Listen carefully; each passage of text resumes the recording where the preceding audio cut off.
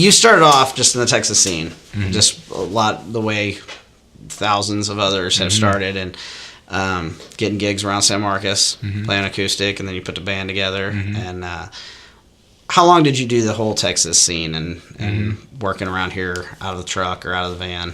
Yeah, man, when I was in college, when I met you in San Marcos, we were doing open mics, or I was doing the Cheatham Street open mic, and Kent was really awesome to me. And so I had a band called the Dan Handlers, which I'm sure you remember. I remember the Dan Handlers. And we opened for everybody we could there. And then we ended up, that band dismembered after everybody graduated from college because they wanted to have lives.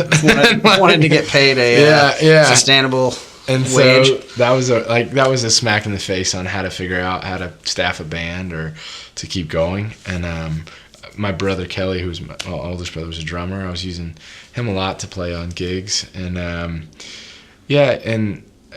moved to Austin right after I graduated from college and was there for about 5 years. And I was doing the Texas country circuit pretty hard. My brother was playing in Pat's band for a good time. And I was getting a lot of love from guys like Randy and Wade, and but I just felt like something wasn't connecting, and it wasn't because there was anything bad about Texas or the Texas country scene. I just felt like I probably wanted to learn more about songwriting at the time. And there's a guy from the town I grew up in, Huffman, Texas, who's named Alan Shamblin. Alan is he wrote "I Can't Make You Love Me" and "The House That Built Me" and "Life's a Dance" and some pretty great iconic songs. And we talked for a long time on the phone about it, and I told him I felt like I was just kind of spinning out. And he said, who are all your heroes? And I said, Guy Clark, Townes Van Zandt, Rodney Crowell. And he goes, guess where they all live?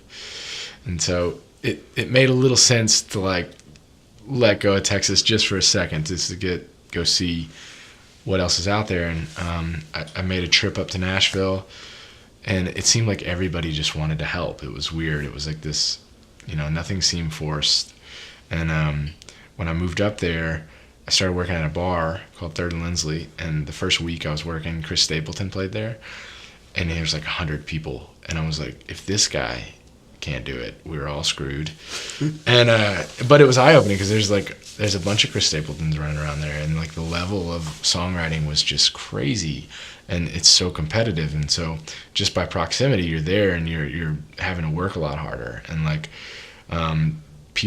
content is coming out so much faster, and things get even on the business side, things are happening in 2 weeks that probably would have taken me 2 years when I was living in Austin, and so it was really great. The resources were awesome, and then you get to come back to Texas and play shows because there's such a scene and such a rich opportunity with venues and markets, and people really care down here about it. So it's good to have kind of one foot in each area. What is Nashville like these days? I mean, is it you hear the stories about back in the day and Willie and guys like that were writing these huge songs, and they were just doing everything they could to scrape by. What is the Nashville songwriting? I mean, you alluded to it a little bit there, but is it just so cutthroat and so everybody's just write songs, or is it pretty communal? I guess would be the word. Totally. Yeah, there's a great network of support from different people. It's cutthroat, but it's not so cutthroat that you're gonna get your head stepped on. It's there's so much going on, and everybody's working so hard at everything that it's you stay in your lane, you're good.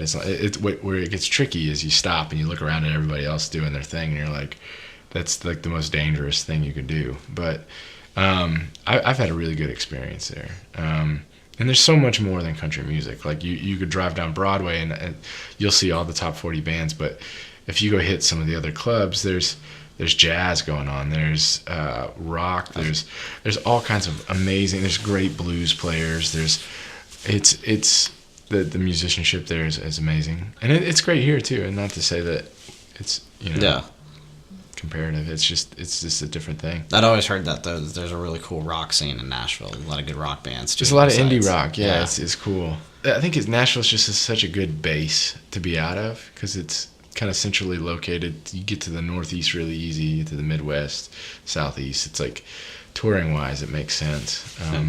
And, you know, a lot of those record labels started there, so the footprint's there. Yeah. Even though the business has changed so much, it's you know, where a lot of it started. Yeah.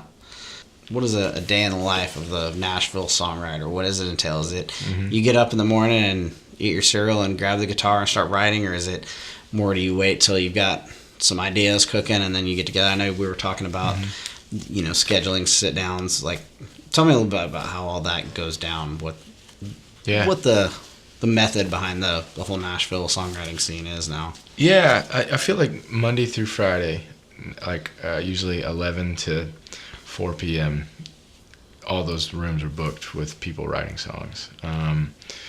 As far as scheduling goes, there's publishing companies there that hire writers to write songs for their labels or their bigger companies, and they will schedule their books. Like if you get a publishing deal, your publisher might have you booked every Monday through Friday to write with different people. They cycle new people in. Sometimes you have the same folks come back, like Justin, that guy I write quite a bit with him because I like what we write, and so you get in a flow and you get comfortable with people. There's not pressure, you know, like every writing session is different. Sometimes it's you show up, and the best way to explain this is example I have with this guy Mondo Signs, he's from Houston but he lives in Nashville, and he's a lot, you know, he writes at the Carnival Records. It's a great publishing company, and when I got there I was nervous. I didn't know how to like approach a co-write, and so I had a verse and a chorus, and I was like, I'm just gonna bring this in and see if he likes it. And I play it for him, and he sits back for a second and goes, sounds like you got a hold of that one. And so I was like, okay, he doesn't like it, whatever. And so he starts mumbling something when we come up with a whole song, and I'm like, this is great, yeah, I like this song. And then the next time I go in, I'm like, okay, Mondo doesn't like if I bring a verse and a chorus, so I'm just going to bring a concept. And I tell him, and he goes, sounds like you already got a hold of that one. I'm like, okay, I don't know what this guy wants, you know? And like, but we've since gotten pretty comfortable with each other just by hanging out, and there's not a pressure to bring an idea. But usually I like to have something if I'm going in just out of respect to the other writer.